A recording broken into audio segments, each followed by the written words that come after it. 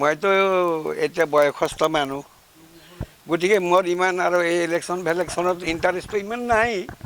তথাপিও কৰি অহা কামবিলাকৰ কিমান বিশ্লেষণবিলাক মনত পৰে আৰু। এতিয়া এটা কথা হৈছে, আমাৰ ইয়াত ওদালগুৰি সমষ্টিটো এইটো এটা ৰিজাৰ্ভ চিট হিচাপে আমি ভাবিছোঁ যে এইটো ৰিজাৰ্ভ চিট মানে এপচুৰ চিট। তেওঁলোকেহে ইয়াতে এটা নিজৰ মানুহ সদায় পঠাই থাকিব পাৰিম বুলি গঢ়িছে বুলি আমি ভাবোঁ আৰু। ঠিক তেনেকৈ আমাৰ ৰিহন দৈমাৰীক আমি এপচুৰ পৰা ছাপোৰ্ট লৈ পেলাই টিকেট লৈ তেওঁকতো ইলেকশ্যন খেলুৱালোঁ। ইয়াত এতিয়া তেওঁ কয় নকয় মই নাজানো। 10 বছৰ মই অন্য বেলেগ কাম কৰা নাই বুলি ক'লেও হ'ব। গতিকে তেনেকৈ মই তেওঁৰ কাৰণে খাটি খুটি কাম কৰিলোঁ। পিছত তেওঁ সম্ভৱ কিজানি কি ধৰণে মোক ভালকৈ চিনি নাপালে নে কিবা, এইটো আৰু পাৰ্চনেল কথা। তথাপিও এতিয়া আমি তেওঁ আকৌ এই এটা ডেপুটি চিফত পাই পেলাই আকৌ MLAত অহা কথাটো, আৰু সিও এপচুৰ এগেইনষ্টত অহা কথাটো, এইটো আমি অন্তৰেদি ছাপোৰ্ট কৰিব পৰা নাই আৰু। তেওঁ হয়তো বেয়া পাব পাৰে, আৰু তেওঁ চিন্তা কৰিবলগীয়া কথা। কালিও মই এইবিলাক কথাই ভাইটিৰ লগত আলোচনা কৰিছিলোঁ। এইটো বড়ো সমাজে চিন্তা কৰিবলগীয়া কথা যে এওঁ কি কৰি আছে, কি কৰিব লাগিছিল, হয়নে নহয়? গতিকে মিনিষ্টাৰ হৈ গ'ল, মিনিষ্টাৰ হৈ পেলাই কিমানখিনি কাম কৰিলে, এইবিলাক কথা মনত আহে। আৰু মোৰ ভাবেদি ক'লে মইতো ধৰক যি সময়ত তেওঁৰ ইলেকশ্যন খেলুৱাইছোঁ না, এইটো কঠোৰ সময় আছিল। আমি ইয়াতে ৰৌতা ওদালগুৰিত এই কমিটি গঠন কৰিব পৰা নাই। সংগঠনৰ মানে হেৰিত আৰু সংগঠনৰ কিবা সংগঠন থাকে না, মই নাম নল'ম। এইটো কোনোবা আমাৰ ছাপোৰ্টাৰো থাকিব পাৰে, কিবাও থাকিব পাৰে, হয়নে নহয়? কিন্তু সংগঠনৰ যোগেদি আমি ইয়াতে কমিটি গঠন কৰিব পৰা নাই। হৰচিঙা হায়াৰ ছেকেণ্ডেৰীত আমি যাই পেলাই কমিটি গঠন কৰিব লগা হ'ল।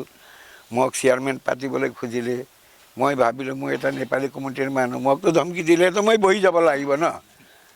সেইকাৰণে আপোনালোকে চেয়াৰমেন হওক, মই ভাইচ চেয়াৰমেন লাগে থাকিম, এনেকৈ কৈ কিবা বহুত কষ্টত কমিটি গঠন কৰি তাৰ পৰা পলাই এজনকৈ আমি নিজৰ ঘৰত অহা সেইটো অৱস্থাৰ। সেইবিলাক সম্পূৰ্ণ কথা চাই পেলাই এতিয়া আপচুৰ লগত তেওঁ চেলেঞ্জ কৰাটো মই ভাল পোৱা নাই, আৰু এইটো হ'ব নালাগিছিল। তেওঁ যদি ভালকৈ চিন্তা কৰে কথাটো, তেতিয়া তেওঁ এতিয়াও এইটো সমিলত মিলাব পৰাত আছে, সম্ভৱ থাকিব পাৰে। গতিকে তেনেকৈ কৰিলে ভাল পাওঁ। আৰু মই হ'লে কিয় এতিয়া ধৰক বয়সস্থ হিচাপে আমিতো তেওঁলোকক সহযোগো কৰিব নোৱাৰোঁ, আৰু মোৰ কথাটো তেনেকুৱা আৰু।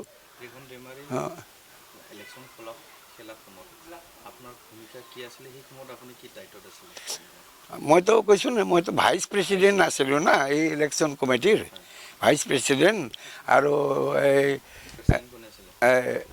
ৰবীন্দ্ৰ বসুমতাৰী ৰৌতা চাৰিআলি, তেওঁ প্ৰেচিডেণ্ট আছিল। তেওঁ ভালকৈ জানে আৰু আমি কিমানখিনি পৰিশ্ৰম কৰি, ইমান পৰিশ্ৰম এইটো আৰু কি ক'ম।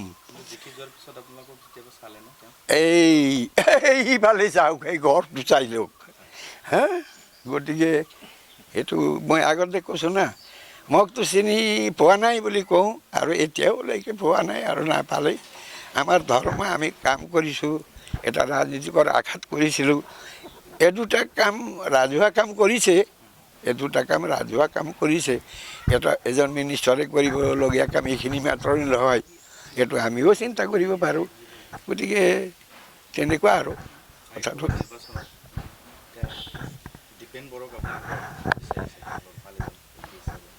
আমি ধৰক মইতো ফাৰ্ষ্ট টাইমৰ পৰা ৰবিৰাম ব্ৰহ্ম আৰু কৰেন্দ্ৰ বসুমতাৰীৰ দিনৰ পৰা আপচুৰ ছাপোৰ্টৰ মানুহ। যিকোনো কেণ্ডিডেট, মই আগতে ক'লোঁ না, ৰিহন দৈমাৰীক আপচুৰ ছাপোৰ্টত লৈ পেলাইহে আমি খেলাইছোঁ। গতিকে মই এটা ছ'চিয়েল সংগঠনৰ ছাপোৰ্টটো মই এৰিব নোৱাৰে ন। এইটো পলিটিকেল সংগঠন, আৰু এইটো হ'ল ছ'চিয়েল সংগঠন, এইটো জাতিৰ সংগঠন। এটা সেই জাতিৰ সংগঠন তেওঁক পৰিত্যাগ কৰিব নালাগিছিল। মই এইটোৱে কথা কৈ আছোঁ, এতিয়া আপোনালোকে বুজি লয় কথাটো। সেইটো কৰিব নালাগিছিল, আৰু এইখিনিয়ে মোৰ কথা। আৰু কি ক'ম,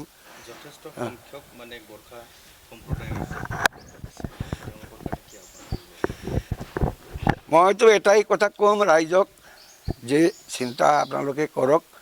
মোৰ চিন্তাৰ ফালেদি আজিৰ যুগত কোনো এটা সংবিধানো তেনেকুৱা নাই জানিকি এটা পদত দুটা মানুহক ৰাখিব পাৰা। গতিকে তেওঁ ডেপুটি চিফ থাকিও MLA যোৱাটো এইটো ভাল হোৱা নাই। গতিকে আমাৰ ৰাইজে আপচু চাপোৰ্ট আমি আগৰ পৰাই কৰি আহিছোঁ, বিনয় খুঙুৰ দিনৰ পৰা, তাৰ আগৰ দিনৰ পৰা। গতিকে আপচুৰ চাপোৰ্টতে আমি বাচিব লাগিব।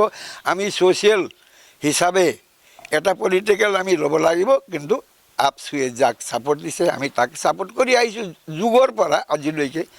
এইটোৱে কৰক মোৰ ৰাইজে, মই এইটোৱে প্ৰাৰ্থনা কৰোঁ। আৰু